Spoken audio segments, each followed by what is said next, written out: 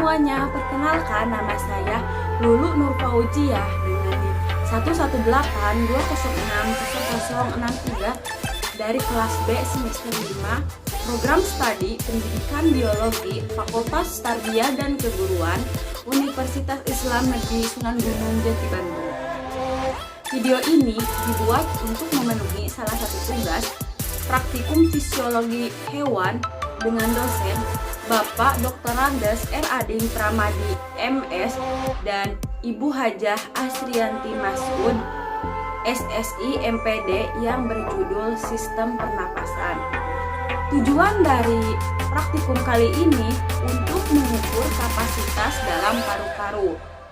Bernapas adalah proses memasukkan atau menghirup oksigen atau O2 dan mengeluarkan karbon dioksida atau CO2.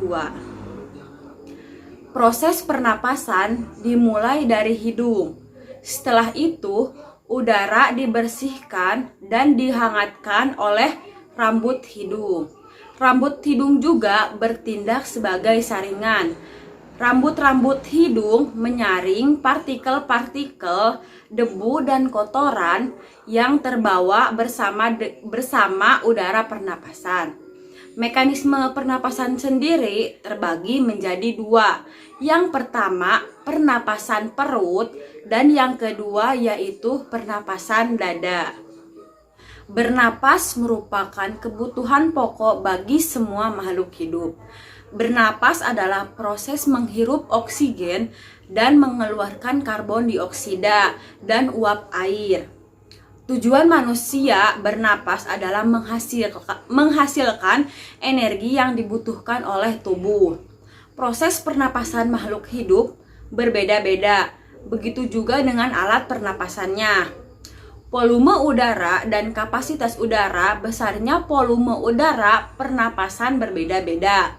Tergantung pada ukuran paru-paru, kemampuan bernapas, dan kondisi seseorang. Volume udara pada paru-paru terdiri atas 4.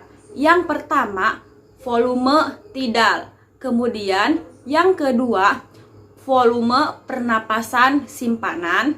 Yang ketiga, volume udara keluar simpanan. Yang keempat, volume resida. Kemudian, kapasitas udara pernapasan terdiri atas 3. Yang pertama, kapasitas paru-paru total. Yang kedua, kapasitas sisa pernapasan. Dan yang terakhir, yang ketiga, yaitu frekuensi pernapasan.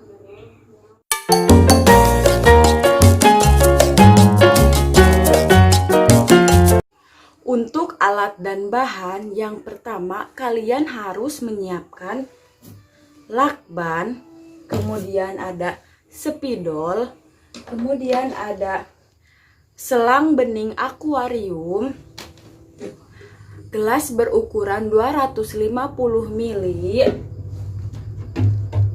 galon berukuran 4 liter, air, dan yang terakhir baskom.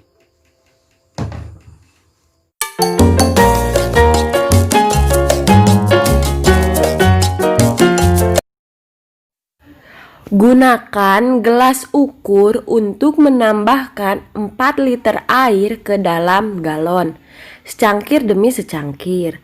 Kemudian, gunakan spidol untuk membuat garis untuk menunjukkan ketinggian air.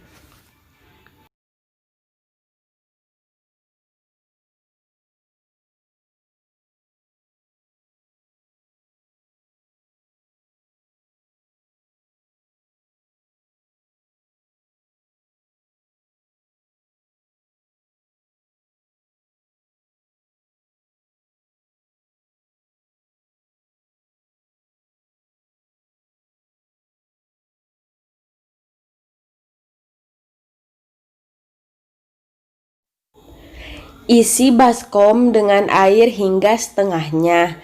Letakkan galon tersebut dalam keadaan terbalik di dalam baskom. Kemudian, masukkan selang sekitar setengah galon. Dan ambil napas secara normal dan hembuskan melalui selang. Ulangi percobaan tersebut setelah melakukan lari selama 2 menit.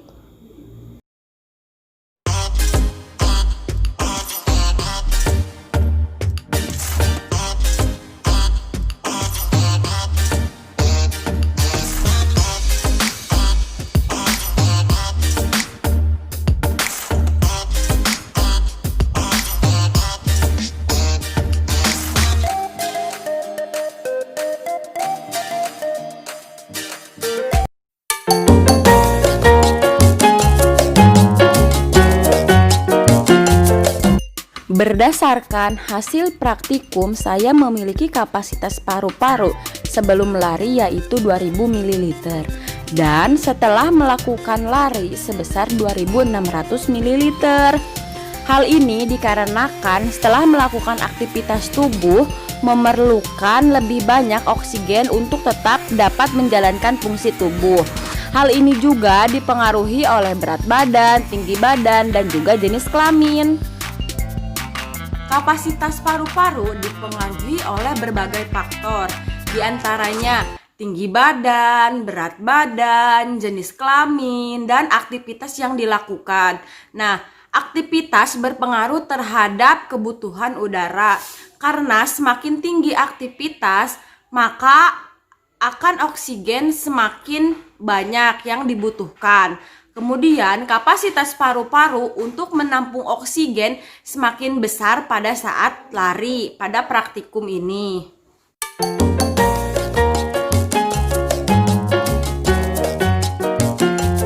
Untuk pertanyaan pertama pada modul yaitu apa pengaruh jenis kelamin terhadap kapasitas paru-paru? Pengaruh jenis kelamin terhadap kapasitas paru-paru adalah adanya perbedaan antara kapasitas paru-paru perempuan dan kapasitas paru-paru pada laki-laki. Kapasitas paru-paru pada laki-laki itu sebesar 4,8 liter, sedangkan kapasitas paru-paru pada perempuan sebesar 3,1 liter. Hal ini berhubungan dengan aktivitas. Laki-laki memiliki banyak aktivitas dibandingkan perempuan, sehingga untuk menjalankan aktivitas tersebut, seluruh organ atau seluruh tubuh harus memerlukan energi. Nah, energi dipengaruhi dari pemecahan oksigen di dalam tubuh. Pertanyaan kedua, sebutkan dan jelaskan faktor-faktor yang mempengaruhi kapasitas paru-paru pada manusia.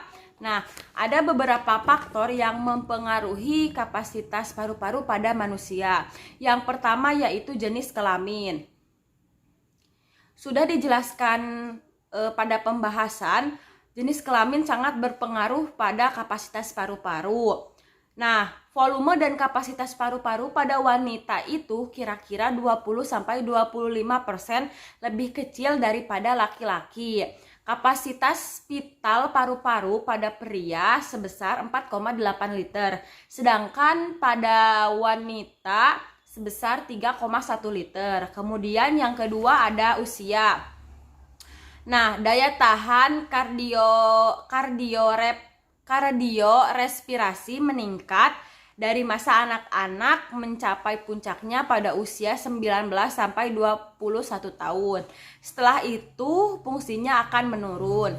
Kemudian yang ketiga ada posisi tubuh. Nah, kapasitas paru-paru pada posisi duduk akan lebih kecil daripada posisi berdiri. Hal ini disebabkan oleh abdomen yang menekan ke atas melawan diafragma pada posisi duduk berbaring dan meningkatkan volume darah pada ruang yang tersedia untuk udara dalam paru-paru. Kemudian yang keempat ada kebiasaan merokok.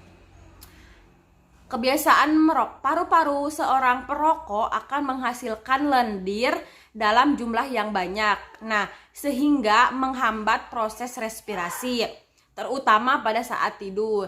Yang kelima ada aktivitas fisik.